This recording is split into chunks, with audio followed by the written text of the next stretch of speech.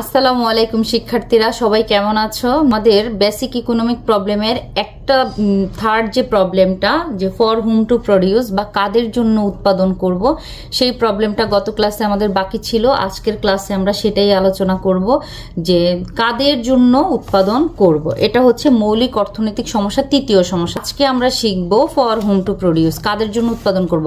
এই যে সীমাবদ্ধ সম্পদ এবং অসীম অভাব, এবং সেই সঙ্গে একটি সমাজে সকল মানুষ একই শ্রেণীর থাকে না, বিভিন্ন শ্রেণী পেশার মানুষ সেখানে বসবাস করে।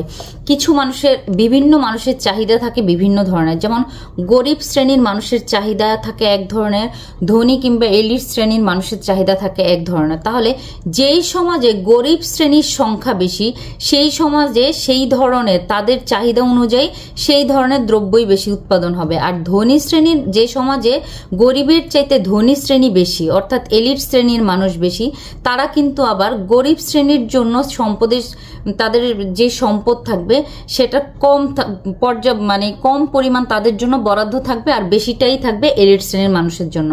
আবার যে সমাজে গরিব শ্রেণী বেশি, ধনী শ্রেণী কম, সেখানে তাদের দেশের সম্পদের ম্যাক্সিমাম অংশটাই থাকবে গরিব কিংবা মধ্যবিত্ত মানুষের জন্য বরাদ্দ, আর এলিট শ্রেণীর মানুষের জন্য বাকিটুকু বরাদ্দ। অর্থাৎ তাদের ডিমান্ড অনুযায়ী তারা কি করবে, সম্পদ বরাদ্দ করবে। এই জিনিসটা আমরা এখন চিত্রের মাধ্যমে দেখব যে ফর হুম টু প্রডিউস, কাদের জন্য উৎপাদন করব। আমরা যদি ধনী শ্রেণীর জন্য সম্পদের ম্যাক্সিমাম অংশ ব্যয় করি, তাহলে কিছু অংশ, বাকি কিছু অংশ করব ধনী শ্রেণীর জন্য। আবার আমাদের যে সম্পদ রয়েছে, সেই সম্পদের প্রত্যেকটা দেশের ক্ষেত্রে যদি ম্যাক্সিমামই আমরা এলিট শ্রেণীর জন্য উৎপাদন করে ফেলি, তাহলে বাকি অংশ থাকবে ধনী শ্রেণীর জন্য। এটা আমরা প্রোডাকশন পসিবিলিটি কার্ভের মাধ্যমেই দেখানো যাবে বা দেখতে পাবো।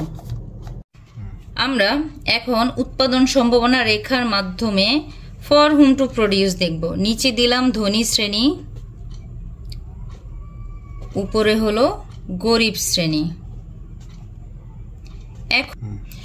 এখন আমরা উৎপাদন সম্ভাবনা রেখার মাধ্যমে দেখব ফর হুম টু প্রডিউস, কাদের জন্য উৎপাদন করব। তাহলে ভূমি অক্ষে ধরলাম ধনী শ্রেণী, লম্ব অক্ষে ধরলাম গরিব শ্রেণী।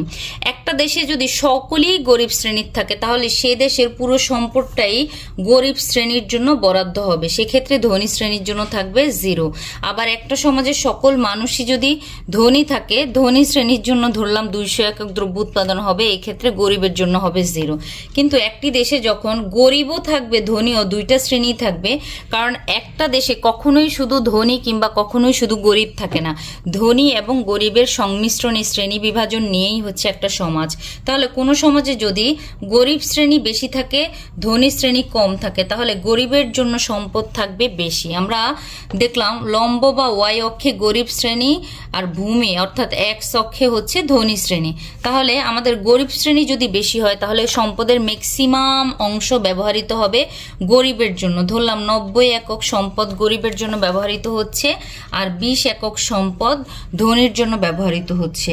আবার আমার দেশে যদি ধনী শ্রেণী বেশি থাকে, তাহলে সম্পদের ম্যাক্সিমাম ব্যবহৃত হবে ধনী শ্রেণীর জন্য, আর কম অংশ ব্যবহৃত হবে গরিব শ্রেণীর জন্য। তাহলে এ বিন্দু হচ্ছে গরিব শ্রেণীর জন্য বেশি, ধনী শ্রেণীর জন্য কম, আর বি বিন্দু তো হচ্ছে ধনী শ্রেণীর জন্য বেশি, গরিব শ্রেণীর জন্য কম।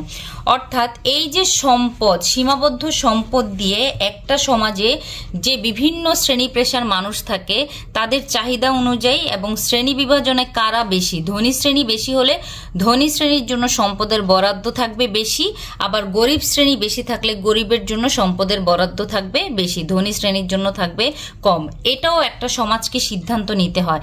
এই জন্য স্যামুয়েলসন বলেছেন প্রত্যেক সমাজের বেসিক ইকোনমিক প্রবলেম হচ্ছে 3টি, তার মধ্যে 3 নাম্বার হচ্ছে কাদের জন্য উৎপাদন করব, অর্থাৎ ফর হুম টু প্রডিউস, যেটা আমরা প্রোডাকশন পসিবিলিটি কার্ভের মাধ্যমে দেখতে পারি।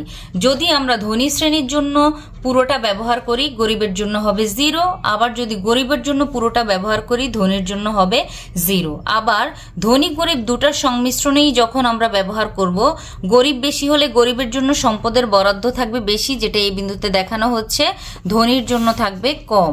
আবার ধনী শ্রেণী বেশি থাকলে ধনীর জন্য হবে বেশি, গরিবের জন্য হবে কম।